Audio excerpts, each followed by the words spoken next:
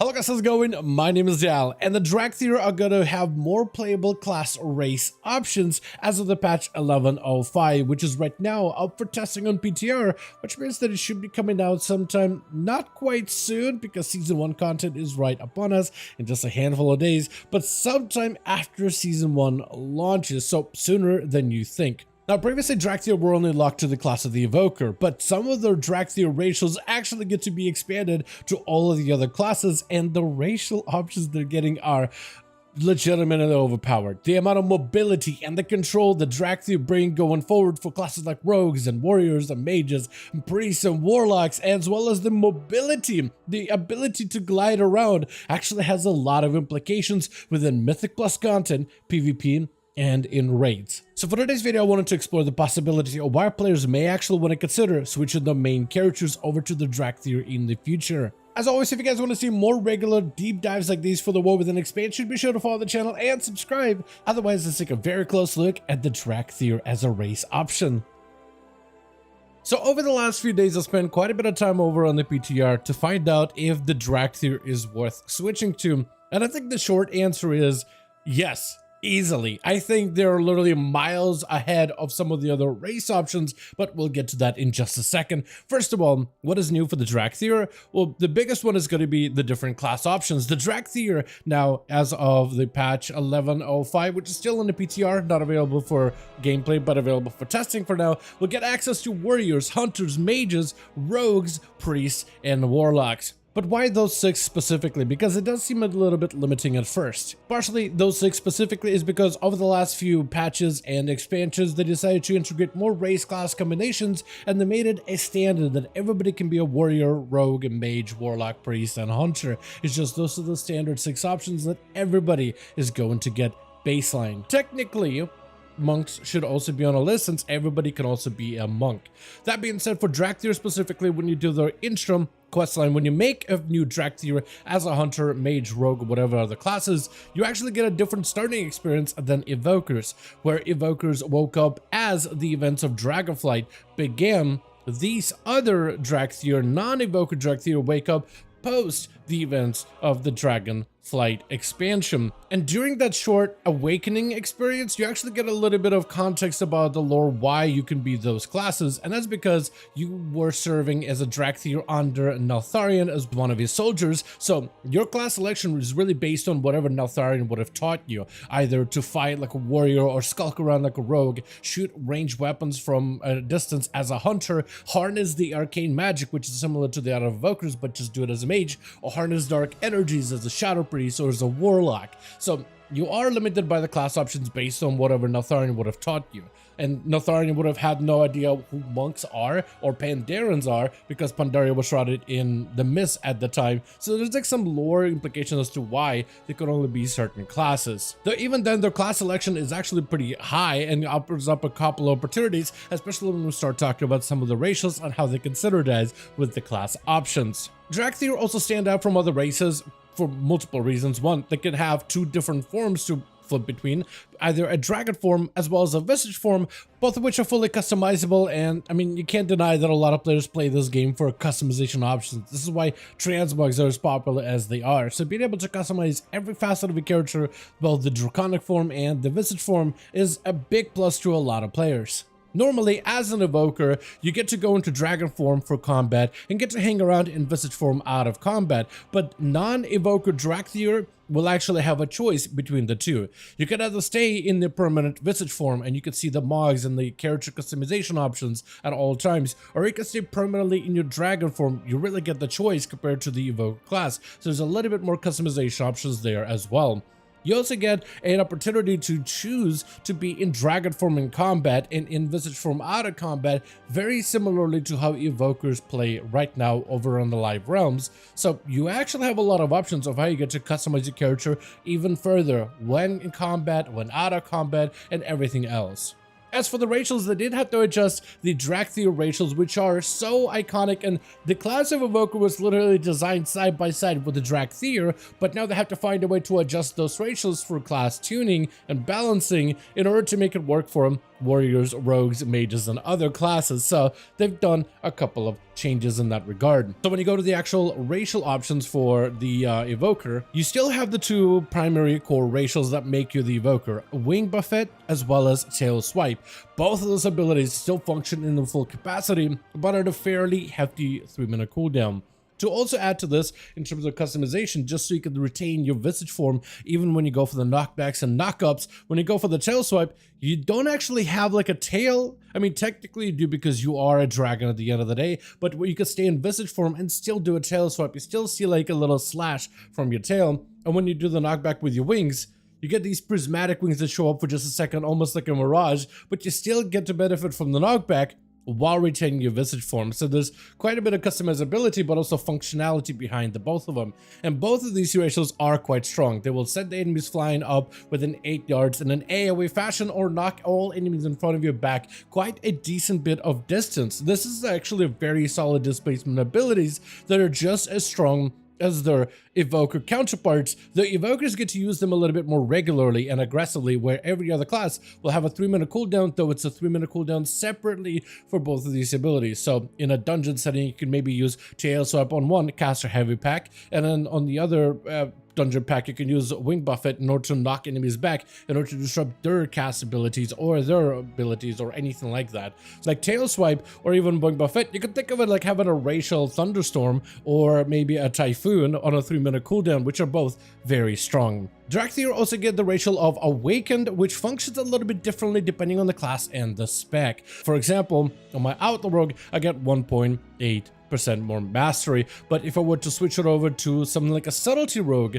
that now is become a 2.5% mastery. For Assassination, the mastery is a 1.7%, so we got like a 2.5, 1.7, and I think it was like a 1.8, if not 1.6 for Outlaw. But the reason for this is because mastery does something different for every single spec. And depending on how much points you have in each mastery, you actually get a different value. So they're trying to adjust this evenly across different specs by essentially providing you a set number of points of mastery to add to each character, but that number is, or a percentage number, is adjusted depending on the spec, depending on what your mastery does. So basically think of it as it provides you with more mastery, and mastery, as I said, is generally good. For tanks, it makes them more sturdier, it makes them hit harder. For healers, it increases your healing output, and for DPS classes, it increases your damage. So mastery is an increase. Not every single spec and class is going to have a great mastery stat, like not everybody's going to be investing heavily into mastery, but it still increases the effectiveness of your primary role. The last racial benefit you get as a Dracthyr is Discerning Eye, which is a profession one, which is more like a flavor thing.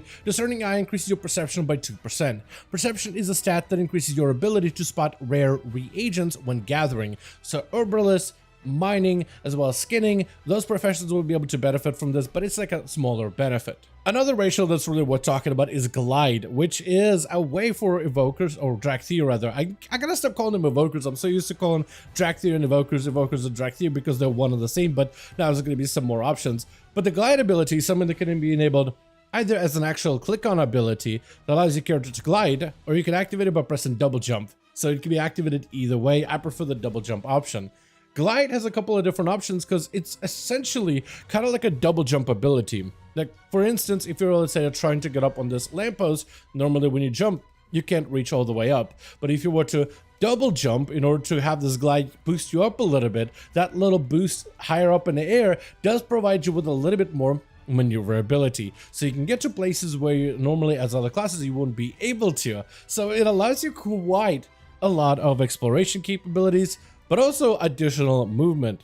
The actual ability of Glide is also just a little bit faster than normal run speed, and you can kind of see, like, as I'm running across the graveyard here, you can see my speed actually does change a little bit to be slightly faster than when I'm normally walking. Plus, the obvious thing where it allows you to float slowly from high up, allows you to minimize any fall damage, and allows you to cover large distances, especially when they're like separated by a cliff or something. And you can combine this ability together with other class skills like a Hunter Disengage, follow up into a Glide to create even more distance than before with your Disengage, so you can go way further. And it's a really intuitive ability that's really easy to integrate in every single class playstyle. Now, another great benefit of glide actually is the fact that since it's a glide, since it's an ability that you can actually control, like for example, if you glide in a direction, you can turn which direction you want to glide into. It allows you to regain control of your character mid-air. So if you're, let's say, are mid of a knockback from a boss ability or another player in, let's say, Arathi Basin off of a lumber mill, you just fall into your death, you can actually stop and prevent that knockback effect or displacement effect mid-air. This is huge for classes that don't have a lot of mobility. So think of a class like a priest, for example, that doesn't have a lot of native mobility. I mean, I guess it could drop a couple of feathers down, but generally compared to other classes, priests are one of the slower options. Maybe like Death Knights are another slow option too. Red Pallies may be comparable to it, but priests are generally pretty slow. If you played Dragonflight recently, for example, I can think of a very annoying fight the priest disliked because it was just uniquely bad for them, and that's Magmorax, when he does that big stomp that knocks everybody back, so you have to either have an evoker group you back down to the ground or another priest group you back down as well in order to try to counter that ability, or use the Warlock Gate to get around priests. Without any kind of support, they can't get back down as easily as a warrior with a leap, or a rogue with a shadow step, or a hunter with a disengage. Plenty of classes can deal with those movement abilities, but priests can't. But being able to float mid-air as you're getting knocked back allows you to kind of cancel out the displacement ability to get back into the platform and get back on the ground and get back into the fight quicker than being knocked all the way into the lava, having to charge all the way back in, and then you can start playing the game.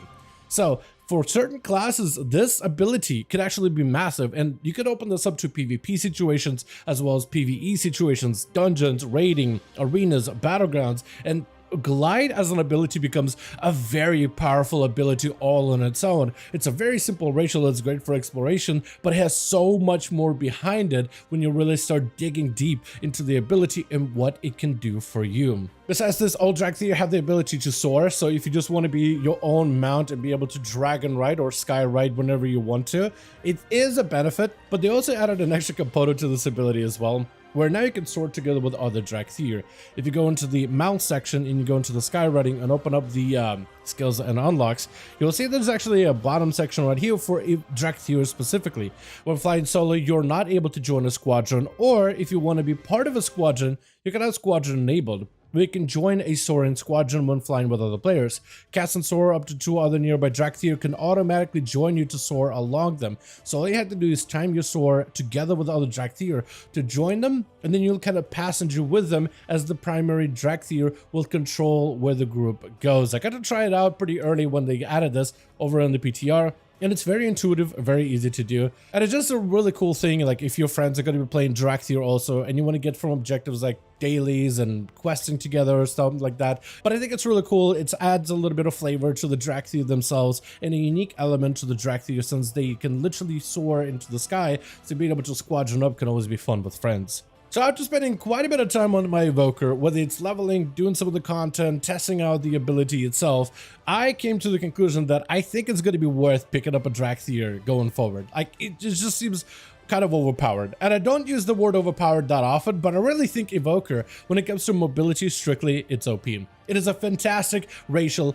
option for melee who want to be able to close that gap and get to the target a little quicker, or if you just want to go exploring. But for casters, it could also be great to prevent you from forced movement, and that can have huge implications within both PvE as well as PvP content. Mobility is a fantastic tool that can be used offensively or defensively. Just being able to run and kite an enemy around can be a defensive way for you to increase your survivability, but being able to close that gap more efficiently could also just increase your overall uptime against the target, so it has so many more uses. The knockback and the knockup abilities of the evoker, of the Dracthyr, the fact that you still get to return him at a 3-minute cooldown is just kind of insane. The amount of opportunities you can use this in a current season of PvP or a current season of Mythic Plus is incredible. There's so many enemies with cast times that need to be interrupted or controlled, and these knockup and knockback abilities do not even follow into the diminishing returns of other effects like AoE Blind, AoE Stun, AoE Disorients, and all these other abilities, so you can still go through your rotation of AoE Stuns back to back and still have a knockup, and then yet another knockup. There's no diminishing returns on any of those abilities.